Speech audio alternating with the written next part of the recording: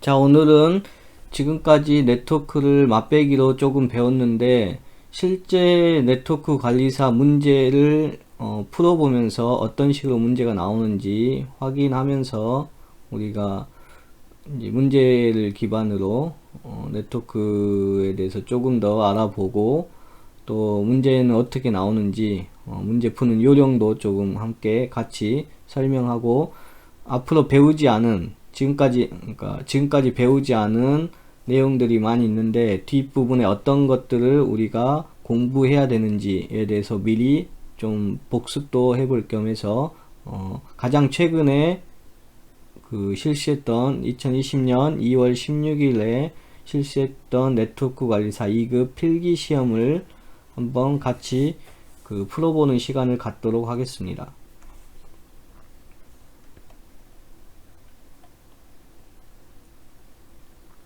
자, 1번부터 차근차근 풀어볼까요? 1번 패킷이 라우팅되는 경로의 추적에 사용되는 유틸리티로 목적지 경로까지 각 경유지의 응답 속도를 확인할 수 있는 것은, 자, 여기서 이제 초점을 맞춰야 되는 것은 패킷이 여기 보면 경로 추적에 사용된다는 거죠. 경로를. 그러니까 어떤 네트워크가 이제 데이터를 전송했을 때 어떤 경로를 통해서 쉽게 말하면 어떤 라우터를 통해서 왔는지 그 경로를 추적할 수 있는 명령어가 무엇인가예요. 이게 이제 여러분들이 모르신 분들은 전혀 감이 안 올 텐데 트레이스 RT입니다. 트레이스 RT. 이거 이제 여기 보니까 윈도우즈 명령인 것 같아요. 윈도우즈. 물론 이 두 개는 라우트하고 네스테트는 리눅스에도 똑같은 명령어가 있습니다. 리눅스, 유닉스에도. IP 컨피그는 윈도우즈 명령어죠. 이제 인터페이스 정보를 보여주는 명령어예요. 랜카드나 뭐 이런 IP 주소나 맥 어드레스 같은 인터페이스 정보를 보여주는 명령어고, 트레이스 RT는 경로를 추적하는 라우터에 어떤 호흡을 거쳐왔는지 그 단계를 이제 보여주는 명령어고, 이와 똑같은 명령어가 리눅스나 유닉스에서는 if config라고 해요. 윈도우즈가 베낀 거죠. 유닉스를 베낀 겁니다. 그 다음에 트레이스 RT는 리눅스에서는 트레이스 라우트입니다. 라우트. 트레이스 라우트를 윈도우즈에서는 트레이스 RT로 만든 거죠. 그 다음에 라우트는 라우팅 테이블을 보여주는 명령어고, 네스테트는 네트워크의 상태를 보여주는 명령어예요. 여기 이제 정답은 그래서 3번이 되겠습니다. 자, C클래스에서 유효한 IP 어드레스는, C클래스 여러분들 IP 주소 하면은 이제 클래스가 나온 거 보니까 IPv4죠. 우리가 아무 말이 없으면 IPv4예요. 이제 별도로 IPv6 그 다음 버전은, 여기 뒤에 v4는 버전을 말하는데 다음 버전은 IPv6가 되겠죠. 그래서 아무 말 없고 IP 주소 하면 전부 다 현재 IP 주소의 버전은 IPv4니까 그렇게 알아두시면 되겠고, IPv6는 별도로 반드시 IPv6라고 이렇게 표현이 되어 있습니다. 그래서 이거 확인해 주시면 되겠어요. C 클래스인데 IP 주소의 클래스는 총 여기는 잠깐 한번 볼까요? IP 주소 클래스는 총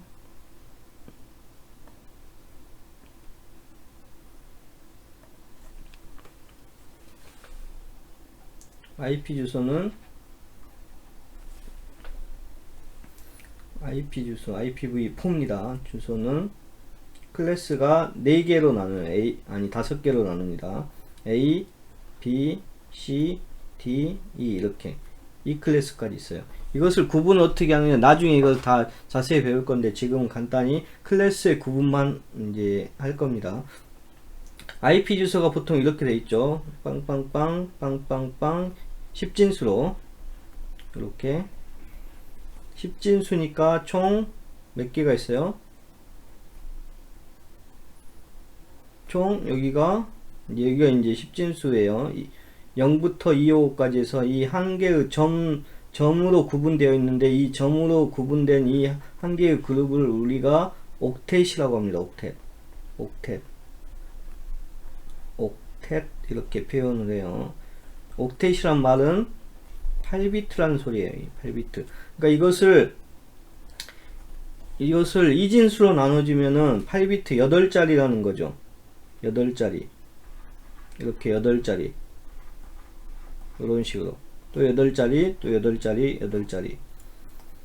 8자리니까 10진수로 표현하면은 왜 3자리가 되겠어요? 2에 8승 하면 2에 8제곱 하면은 256이 되죠. 그래서 256. 256은 10진수로 표현하면 0부터 255까지가 되니까 이렇게 최대 255니까 3자리, 최대 3자리가 되는 거죠. 총 이렇게 표현합니다. 그러면은 A 클래스, B 클래스, C 클래스 이런 클래스들은 뭘로 구분하냐면 맨 앞에 옥텟 첫 번째, 그러니까 4개의 옥텟으로 첫 번째 옥텟, 두 번째 옥텟, 세 번째 옥텟, 네 번째 옥텟 이렇게 되어 있는데 이 첫 번째 옥텟만을 가지고 클래스를 구분합니다.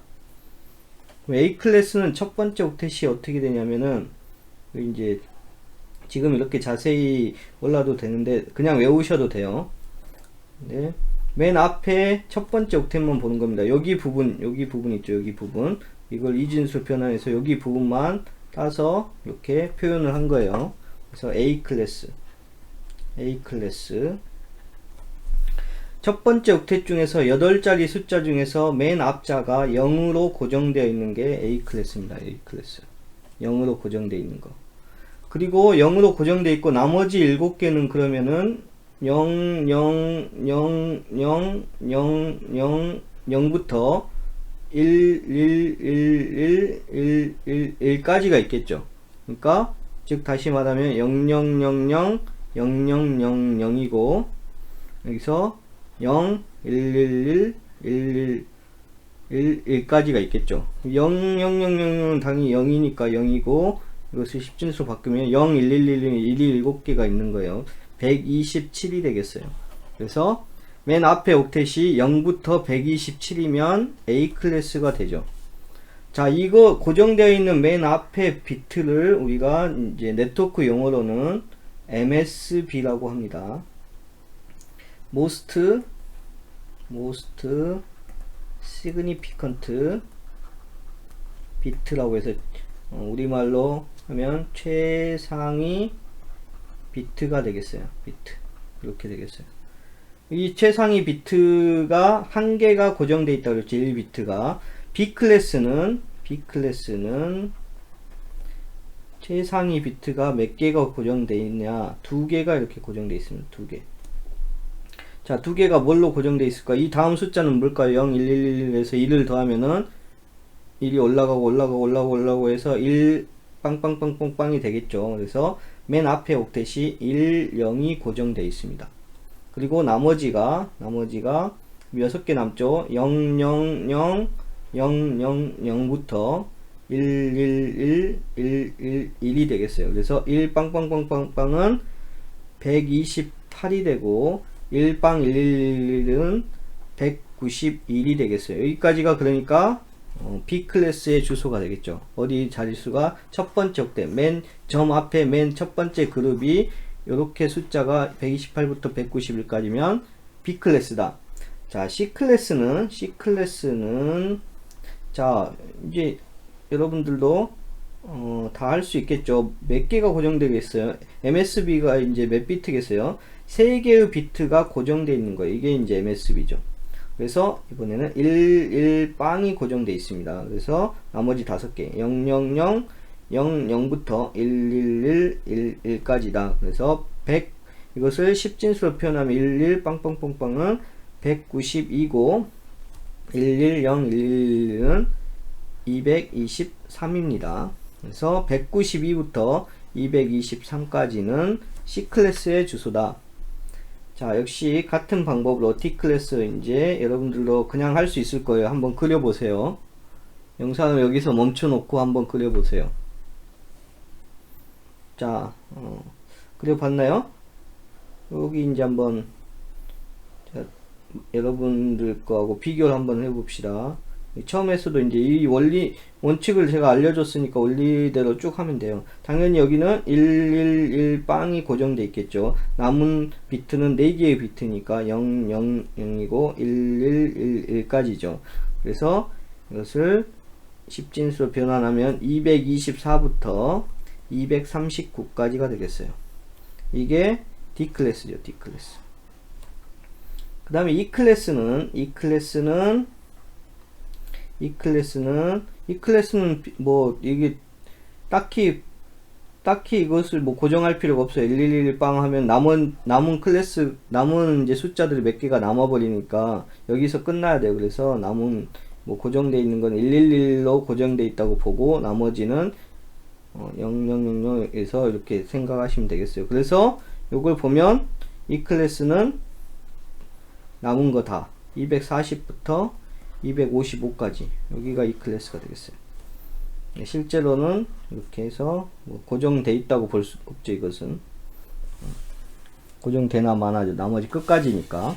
이 클래스만 1111 빵이 5개가 고정되어 있는 게 아니라 여기 이제 앞에서 나온 여기 이제 규칙하고 약간 달라지긴 하는데 규칙대로 하면 이 5개가 고정되고 여기에 또 그러면 이제 255까지가 아니라 여기서 더 247까지가 돼버려요. 그럼 남은 것들은 이 클래스, 그러니까 남은 건 또 다른 클래스를 만들어줘야 되니까 이제 말이 안 되죠. 이 클래스가 끝이라 그랬죠.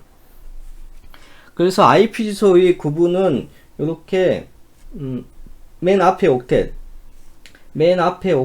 가지고 첫 자리, 그러니까 점 앞에 있는 첫 번째 그룹의 숫자를 가지고 구분을 합니다. 12진수로 이제 말하면 이렇게 나오고 10진수로 말하면 0부터 127까지가 A 클래스, 128부터 191까지가 B 클래스, 192부터 223까지가 C 클래스, 224부터 239까지가 D 클래스, 240에서부터 255까지가 E 클래스가 되겠습니다. 실제 우리가 인터넷에서 사용되는 클래스는 A, B, C 이 세 개의 클래스만 사용하게 돼요.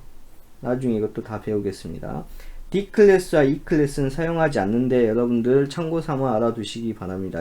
D 클래스는 언제 쓰냐? 그룹 전송에 써요. 그룹 전송 했습니다. 그룹 전송, 이것을 다른 말로 멀티캐스트라고 합니다. 멀티캐스트. 그러니까 D 클래스 하면 무조건 그룹 전송 멀티캐스트 알아두시면 되고, 또 하나 알아둬야 될 게 이제 멀티캐스트에 사용하는 그 프로토콜이 있어요. 이제 3계층의 프로토콜인데 IGMP라는 프로토콜을 씁니다. 인터넷 그룹 매니지먼트 프로토콜이라고 하는 프로토콜을 씁니다. 여기까지 알아두면 좋겠어요. 그 다음에 이 클래스는 이제 실제로 사용하지 않아요. 뭐 연구 목적용, 뭐 실험용. 그러니까 실제로 우리가 인터넷에 사용하는 사용하는 클래스는 세 가지만 있다. A, B, C가 있다. 그리고 특수한 경우 멀티캐스트 그룹 전송할 때는 D 클래스를 쓴다. 그리고 이제 뭔가 연구용이나 실험용으로 쓰는 거는 E 클래스다. 이렇게 알아두면 되겠어요. 이제 이게 여기까지가 IP의 클래스를 말한 거고, 이번에는 이제 다시 이어서 문제를 한번 보겠어요. 지금까지 이제 봤으니까. 그러면 이 C 클래스가 아까 금방 뭐라 그랬죠? C 클래스는 몇부터 몇까지가 있어요. 첫 번째 숫자가 192부터 223까지가 C 클래스라 그랬죠. 그죠? 그러면 여기서 봅시다. C 클래스. 자, 여기 보면은 맨 앞자만 볼게요. 33이라고 되어 있으니까 이건 무슨 클래스예요? 0부터 127까지가 A 클래스니까 여기는 A 클래스죠. A 클래스. 그러니까 여기는 이제 아니죠. 그 다음에 128부터 191까지는 B 클래스니까 이것도 C 클래스 아니죠. 자, 192부터 223까지가 C 클래스인데 202니까 이 안에 들어가죠. 포함되죠. 그러니까 이것은 C 클래스 맞죠. 자, 그런데 보면은 222도 여기 222도 192부터 223 사이죠. 그러니까 C 클래스 맞죠. 하지만 유효한 이렇게 되어 있으니까 한번 볼까요? 뒤에 보면 여기는 맞는 것 같아요. 근데 여기에 보면 4번에 보면 248 여기까지 맞는데 256이란 게 나왔죠. 아까 분명히 여기가 8비트이기 때문에 2의 8승에서 256까지 가지수는 256이지만 이제 숫자는 0부터 시작하기 때문에 0부터 255까지만 들어갈 수가 있죠. 8비트까지만. 그래서 256이 들어갈 수가 없죠. IP 주소에. 그러니까 여기가 틀린 거죠. 그래서 이것은 C클래스, 여기만 보면 C클래스이긴 한데 유효하진 않죠. 그래서 정답은 당연히 3번이 되겠어요. 아까 1번 정답은 표시를 다시 하고, 그 다음에 3번 IP 헤더에 포함되지 않은 필드는, 이것은 나중에 그 IP 헤더, 그 다음에 뭐 TCP 헤더 이런 것들을 할 때 다시 다루겠습니다. 여기서는 이제 그냥 알아만 두세요. 문제 답만 알려드릴게요. ACK입니다. 긍정응답이라고 하는 ACK입니다. 그 다음에 TCP에 대한 설명으로 옳지 않은 것은,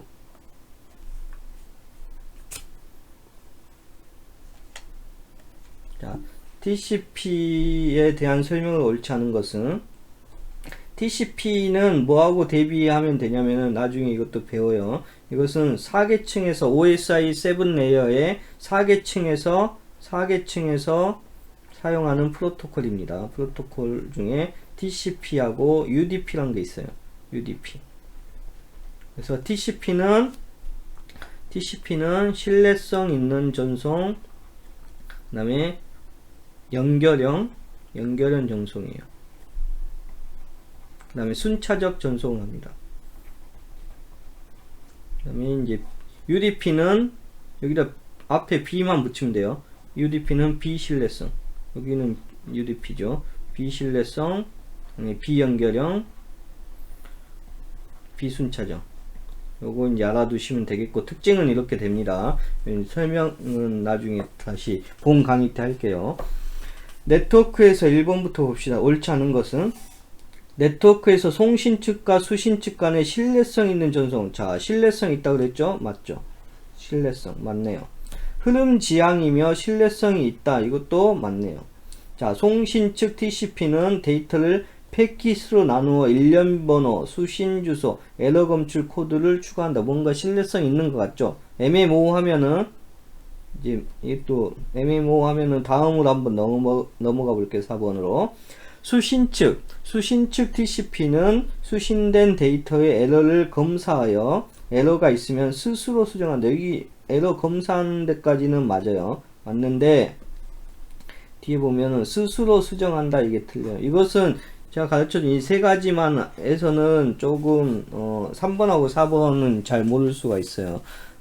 그런데 이제 뒤에 이거는 배우긴 할 텐데, 스스로 수정한다가 틀렸습니다. 내용이 스스로 수정하는 것을 우리가 이제 에러 제어 부분에 배울 텐데, 이것을 FEC라고 부릅니다. 스스로 수정하는 것을 Forward Error Correction. 그래서 이제 Forward Error Correction. 우리말로 하면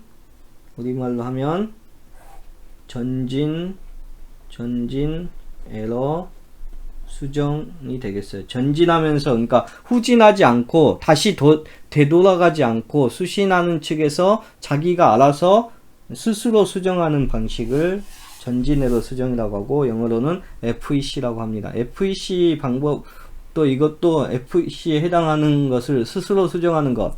다음 중 에러를 검출과 동시에 스스로 수정하는 것, 검출과 동시에 수정이 가능한 것, 이런 문제도 자주 나오는 문제입니다. 그래서 제가 따로 설명을 해드린 거고, 거기에 해당하는 방법으로는 이제 자주 나오는 그 문제의 답으로는 해밍 코드란 게 있습니다. 이것도 뒤에 또 하겠습니다. 해밍 코드 꼭 알아두세요. 지금 뒤에 미리 이제 그 예습을 하는 거니까 어차피 뒤에 본 강의 때 하긴 하겠습니다. 해밍 코드. 그 다음에 이제 거의 잘 사용하진 않는데, 뭐 상승 코드 이런 것도 있어요. 실제 예전에 이제 정보철 기사에서는 상승 코드라는 것들도 조금 나오기도 했는데, 네트워크 관리사에서는 이 해밍 코드가 이제 잘 나와요. 물론 이제 정보처리 기사에서도 해밍 코드가 많이 나왔죠.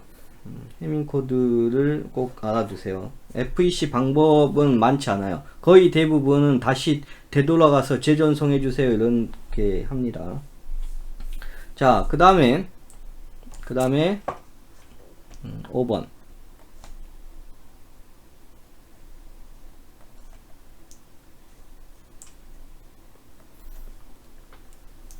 TCP 헤더에는 수신 측 버퍼의 크기에 맞춰 송신 측에서 데이터의 크기를 적절하게 조절할 수 있게 해주는 필드가 있다. 이 필드를 이용한 흐름 제어 기법은 조금 어렵네요. 근데 여기서 이제 중요한 단어만 한번 제가 캐치를 해볼게요. TCP 헤더에는 수신 측 버퍼의 크기에 맞춰 송신 측의 데이터의 크기를, 여기 데이터의 크기를 그 앞에 더 중요한 것도 있어요. 여기 데이터 크기를 버퍼의 크기에 맞춰. 버퍼의 크기. 여기 이제 버퍼는 다른 말로 네트워크 용어로 윈도우라고 표현을 합니다. 윈도우. 자, 윈도우. 그래서 다시 읽어보면 TCP 헤더에는 수신 측 버퍼의 크기에 맞춰 송신 측에서 데이터 크기를, 그러니까 이 버퍼 크기에 맞춰 데이터 크기를 적절하게 조절한다. 조절해서 그러니까 이제 수신 측의 버퍼, 이 윈도우라고 하는 사이즈에 맞춰서 이제 데이터 양을 조절해서 사이즈가 크면 크게 보내고, 실제로 사이즈를 먼저 보고 이렇게 보내는 건 아니고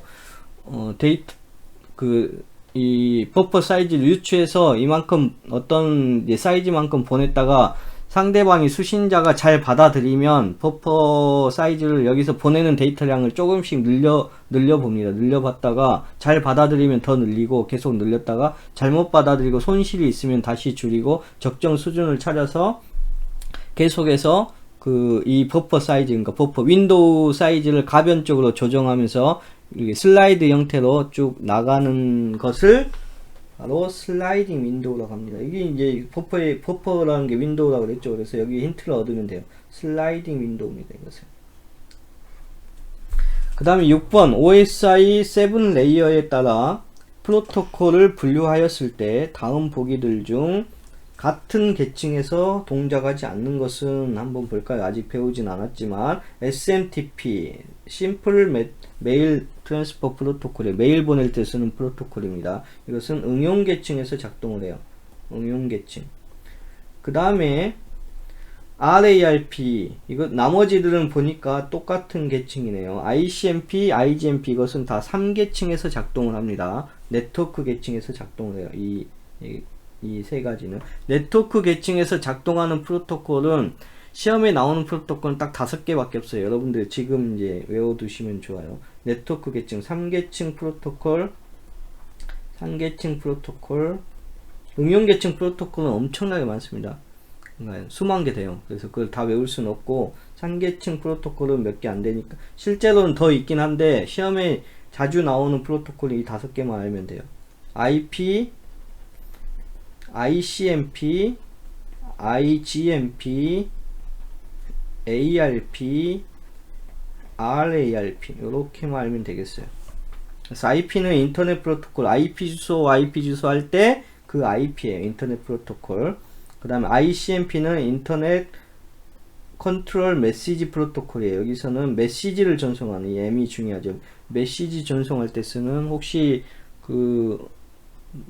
컴퓨터를 좀 잘 하시는 분들은 네트워크 상태를 점검하고자 핑이라는 명령어를 써본 적이 있는 사람이 있을 거예요. 그 핑이라는 명령어를 하면은 상대방한테 작은 패킷을 보내고 받아들인 왕복 시간을 체크해서 이제 시간을 알려주는 그런 명령어인데, 이런 명령어 핑 같은 거 메시지를 주죠. 이렇게 그런 명령을 쓰는 프로토콜이 ICMP예요. 그러니까 상대방 서버에 ICMP 프로토콜이 이제 지원을 하고 있어야지, 그러니까 ICMP 프로토콜 활성화 시켜놔야지 이 핑이 작동이 돼요. 상대방 서버가 ICMP를 이제 활성화 시켜놓지 않으면은, 중지된 상태라면은 핑이, 그러니까 실제 서버는 살아있다 하더라도 핑이 오지 않습니다. 그래서 메시지 프로토콜, 아무튼 ICMP ICMP는 M이 중요하고 이게 두 개 비슷하죠. 그래서 IGMP는 G가 중요해. G. 이 G는 그룹입니다. 그룹. 인터넷 그룹 매니지먼트 프로토콜이에요. 그래서 그룹 전송에서 씁니다. 그룹 전송 아까 했어요. 아까 기억나시나요? 아까 어디서 했죠? A, B, C, D, E 클래스. IP 주소의 D 클래스는 그룹 전송에 쓰고, 그때 제가 같이 했어요. D 클래스, 그 다음에 그룹 전송에 쓴다. 그룹 전송, 그 다음에 IGMP 프로토콜 쓴다. 이렇게 같이 했습니다. 그리고 또 한 가지 어떤 캐스트라고 했어요? 멀티캐스트다. 이런 용어도 같이 알아두세요. 여기는 다시 한번 D 클래스 그룹 전송, IGMP라는 말 자체가 그룹 전송이에요. D 클래스와 멀티캐스트 같이 알아두세요. 6번 문제가 뭐 좀 어려울 수 있어도 이제 많이 하다 보면은 똑같은 문제가 계속 나와요. 필기는 그렇게. 그리고 하다 보면 이게 이제 쉽게 보이는 순간이 있습니다. 그러니까 문제만 봐도 바로 답이 보이는 순간이 있고, 어떨 때 보면은 문제를 안 봐도 답의 이 보기만 봐도 답을 찾아낼 수 있는 그런 문제도 보여요. 여러분들이 조금만 훈련을 하시면 돼요. 그러니까 그 이론을 공부하는 것과 문제를 푸는 거는 약간 또 다르죠.